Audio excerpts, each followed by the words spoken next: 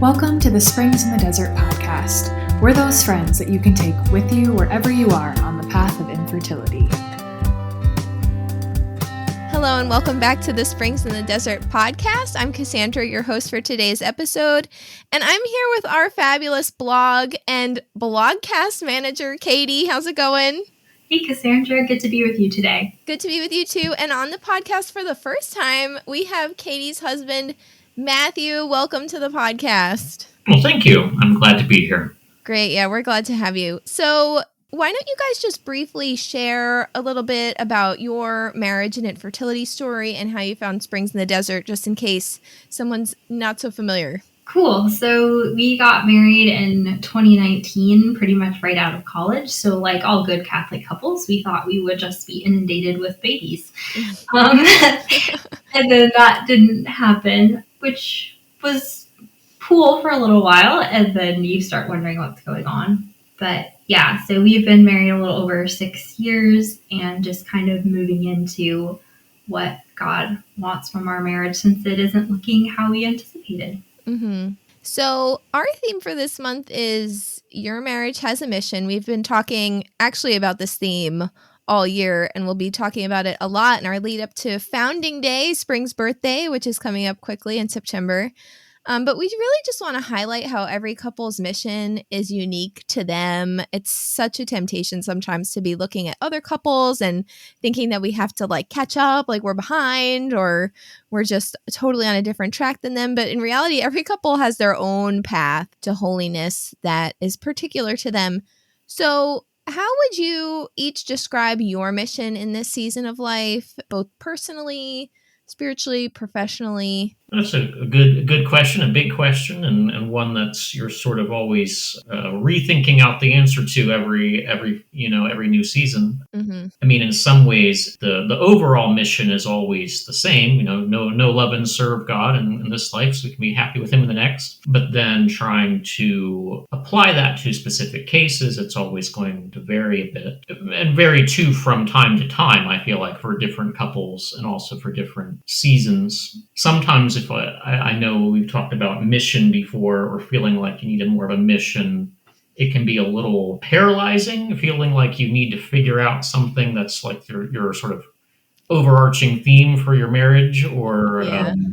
I don't know, like it has to be something dramatic, or reading a lot of saint stories and you're like, oh, well, we need to go found an orphanage in Nepal or something that sounds exciting. But I feel like it can be more important to try to just be ready to sort of continually discern that. It's more like, okay, well, I know generally what the mission is for my life as a whole, but then what's the mission even just today or this week? Or how can you layer those missions in a fractal pattern, as it were? Mm-hmm. So yeah, I mean, just at the moment, some things that going on for me, I've been taking on more responsibilities at work, starting to manage more people, going from a non-managerial role to a managerial role. So that's been a lot of extra challenges and excitements, and making me think about things in a different way of like, oh, how can I set these other people up for success? How can I help them flourish? How can I focus them in the directions that support the organization as a whole?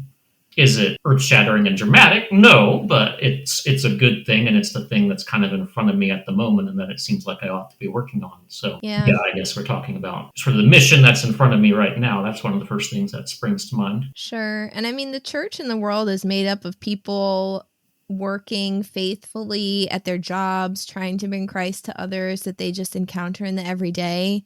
So I think that's really good. But something else I just wanted to highlight out of what you said is this rethinking and discernment. Because I know for my husband and I, we have recently entered a period of discernment and just kind of realized that since we came back from Spain, we were living abroad after we got married, then we came back and have been working at a small Catholic college ever since. And we just realized that we've been kind of on autopilot, almost just in survivor mode. It's just like we're doing our jobs, we're living, we're doing our best, sort of like trying to get things done, but we've recently been like, well, what are our goals? Like, what are we called to do? So I just think, and it's not something that to be stressed out about, or it's like, oh, I have to figure this out, because I think a lot of the times for our mission, first we should just look to God, serving God and serving our neighbor, principally in marriage, our spouse, right?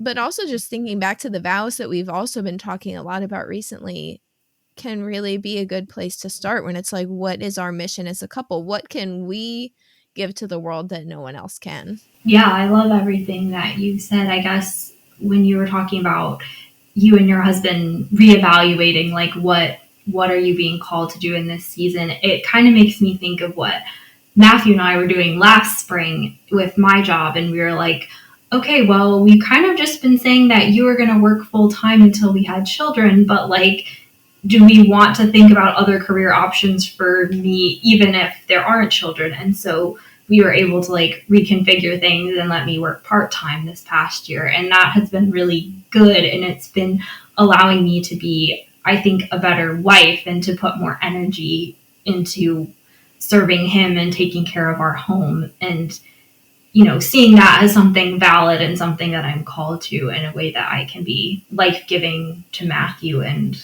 it's good to reconsider and say, where are we at this season? Mm-hmm. Yeah, and in your own workplace too, because I think that comes up for a lot of people. I know I was never very career minded. It's just you just figure that you'll get married and you'll have kids, and then that is going to give your mission will be presented to you. But of course, we know even when you do have children in the home that the marriage still has a mission. And so it's important to always be bringing it back to the love shared between husband and wife, which brings me to my next question. We can sometimes feel like with infertility, if there's no children in the home, maybe especially that you're just kind of pursuing your own thing until children come. It's like husband is like doing his professional thing. Maybe wife is doing her professional thing. And maybe you have a beautiful balance like you guys have worked out with the part-time, like the importance of the wife being present in the home. That's something I really wish that I could do more. Something kind of crazy. But yeah, we know that we're a family since the day of our marriage. So Matthew, as a husband, how do you support Katie in her work and goals? And Katie, how do you support Matthew? And how has that looked in different seasons? I mean, we already kind of touched on sort of on maybe on a more material side of things, just the way things have worked out. I've been able to work full time at a job that pays well enough that she can work part time, and it works out. So that's kind of maybe a financial or logistical level of support, but also just kind of being ready to talk things through whenever there's something that comes up. If there's a goal that Katie's after and there's an obstacle in the way that's bothering her, to be able to like, okay, yeah, let's sit down and talk it through, explain it to me. Let's sort of process this together, and I can help bring another perspective and my own thoughts on where it ought to go, or just be a kind of a sounding board for what's going on in her mind. And there's just so much thinking that can happen more when there are two people working at it together, that if you're sort of stuck in your own head looking at the problem by yourself, you just don't get as far usually. So yeah, I think on the lower level, sort of just financially or logistically or whatever it may be, but also on a higher level, always being ready to have the conversations and think through things together. Yeah, and to be a good listener when someone comes home with it, like, oh, like I'm just going through this thing at work. What do you think about this? And then even if you're, having on your own tracks professionally, at least in this point, just to like always be bringing it back to the marriage and like, your opinion matters to me. Like your support is so necessary to me. Katie, how do you support Matthew? I'm sure there are so many, many ways. No, I mean, I really do value how much we've kind of always had open communication and like taken seriously what each other was going through. And I think it was after we went on retreat last year sometime, but we kind of started asking each other what our daily intentions were. So often we both try to get to daily mass, but not together. And so we were trying to bring each other and our worries and concerns to the Lord for each other. So that's really been meaningful. But yeah, just sometimes if I'm sitting there at my desk at work having a hard time, and I just try to think, okay, well, I wonder what Matthew's doing at work right now. I wonder if what I can bring to the Lord for him right now. Just that spiritual support as well as the emotional support. And then I guess there's also just like I mean, maybe they sound silly, but I do think it's important because, at Springs, we talk a lot about, like you've been saying, nourishing your marriage and doing the little things for each other. But if I know that he's having a hard day or week at work, like, okay, well, what can I make to have dinner be a little extra special for him when he gets home? Or what kind of funny GIF can I send him at work? And, just the little things of like, how can I make his day a little bit better, since if I don't do it, who's going to do it for him? Like, that's my joy and privilege to be able to be the person who's there for him. I love that. GIFs are a love language. There's some great ones out there. And to hop on the end of that too, like I have definitely seen multiple times recently where I'm worrying about this thing at work. I will tell Katie about it, or she'll just notice anyway, even if I forget to mention it. Like, what's wrong? And then she's like, okay, I'll pray about it. And then all of a sudden the conversation goes much more smoothly at work than I was worrying it was, or the thing that was worrying me, I get to it and it's like, oh, that wasn't so bad. It's not like you can measure it precisely, but you can, if you're watching, you can see it. Prayer is real. I don't know if this totally fits in, but I do feel like it's been a particular gift in this season of our mission, like with Matthew's new job stuff and him being more in management. I have felt more interested in what spiritual motherhood would look like for me at this time by praying for his coworkers. He is kind of responsible for their flourishing in the workplace, and I want to be a part of that in the way that makes sense for me to be a part of that. And I feel like the way I'm supposed to be a part of that is to pray for him to be a good leader and to pray for them that they will flourish and find meaning in their work. And so it's been weirdly super rewarding for me, even though I'm not interacting with these people on a regular basis, just to know that it's a big part of his life right now. And there is a way in which we can be doing this together, even though it's his job. That's so beautiful. And I think it's really an inspiration too, because I'm just listening like, wow, Katie's so awesome. You're praying for people you haven't seen, but these people that your husband has a certain authority over, that's a beautiful thing. And my husband and I work together, which brings,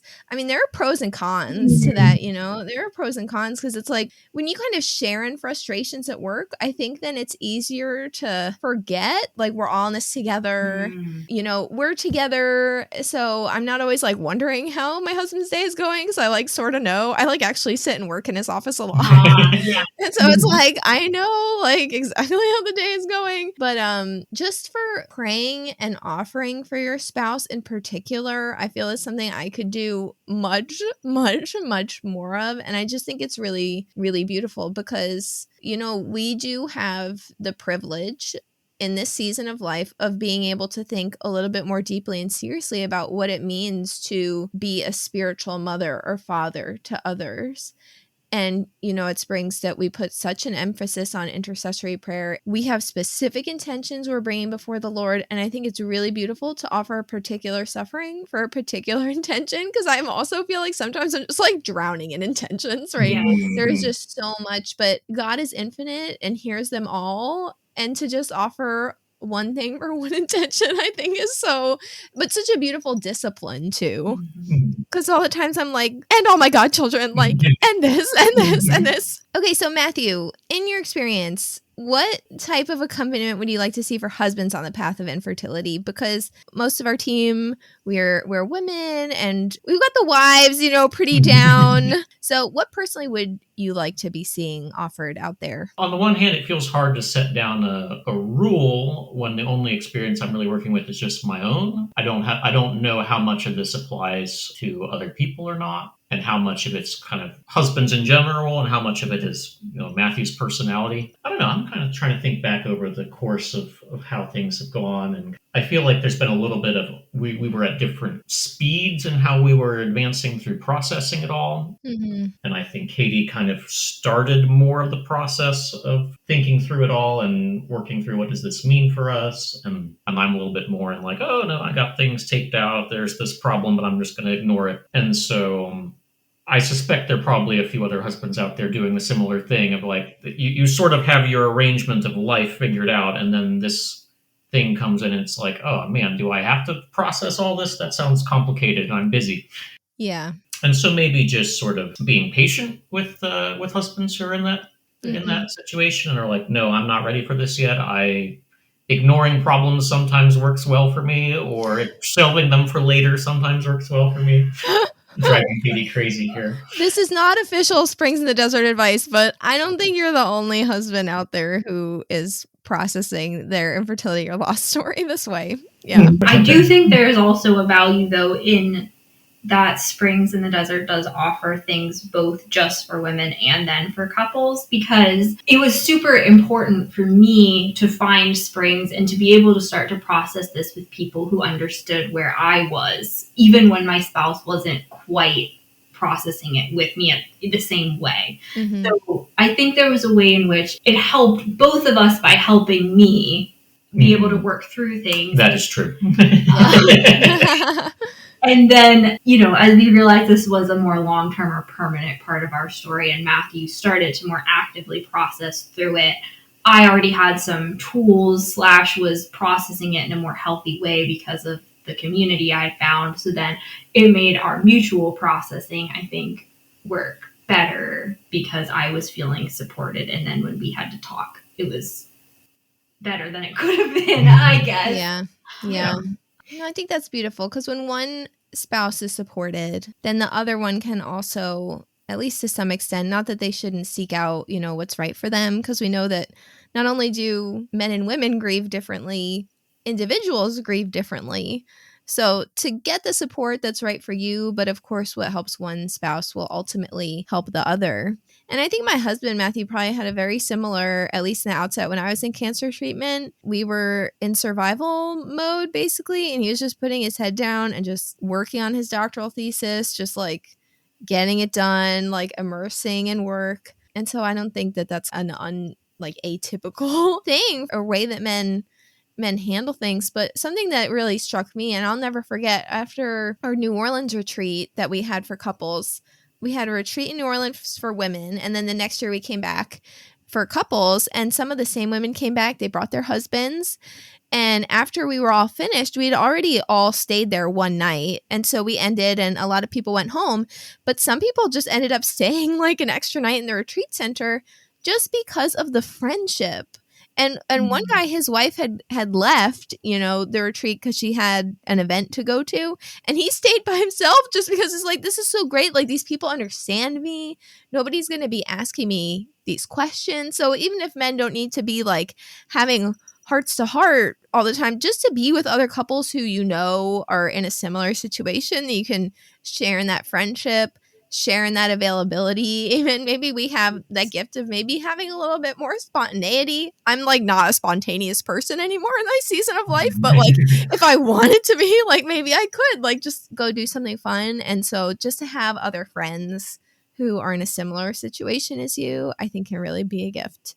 So as we wrap up this conversation, what advice would you, the Summers family, give to couples who are discerning their mission? I think I would say, just as Matthew spoke to earlier, that you don't need to put pressure on yourself that the mission you're discerning today or this week is the one that will be the rest of your marriage. Like, I think if there's anything infertility teaches you, it's that you don't know what to expect and you don't know what kind of plans the Lord has for your life and your marriage. And so there's no reason to put this undue pressure on yourself or your spouse to like come up with the perfect overarching mission that we will be doing the exact same thing in 20 years. And I think that's been really helpful for me personally, to realize that God is going to call us to different things at different times. And what we can do is pour our hearts into whatever He's putting before us, and that it can and will be organic.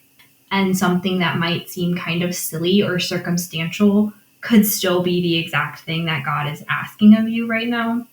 Yeah, I heard on a podcast recently, not a Springs one, about how God is a God of endurance. He just is always there, constant, and that there's a way in which we're called to imitate that constancy and that endurance. And so sometimes your mission might just be to sort of gracefully, as much as possible, carry the cross of infertility with your spouse in the random day-to-day, and that's still a way to serve God and and be a reflection of him in the world. Yeah, I mean, that is beautiful and great. And to add a little bit to it, there was something sort of been tickling in the back of my mind since earlier in the podcast episode here, where I think you mentioned the phrase, what can we do that's our unique contribution, or what can we do that nobody else could do? Properly understood, I think that's a fine way of looking at it, but I know in the past, sometimes looking at it that way has been unhelpful to me and kind of a similar source of sort of paralysis or pressure. Because, I mean, you look around and you look at other people and you're like, wow, there are a lot of impressive people out there who are smarter than me or stronger than me or more virtuous than me. And maybe you're right or maybe you're wrong about your evaluation of these people, but it looks that way at least. But what was helpful to me when thinking through that was, it's not so much what can I do that nobody else has the ability to do. It's more that God didn't send anybody else here where I am in my life. So it's maybe not necessarily so much about what is my unique ability that nobody else has, that I'm better at than everybody else. Because I mean, when you put it that way, it sounds a little silly. But it's more about, nobody else is the one who's here. Yeah. What can I do? What is my unique contribution? Not just because of who I am or what my own skill sets are or what my own background is, but also just because I'm the one, I'm the boots on the ground here. Like, this is my post. Yeah. That was helpful to me to kind of think through it that way. And it's like, nobody else is getting sent here to take care of this little corner of the universe. Yeah. Carrying our cross, being faithful to God, faithful to our spouse is a good place to start discerning our missions. So thank you, Katie and Matthew. Thank you so much for your time today. God bless you.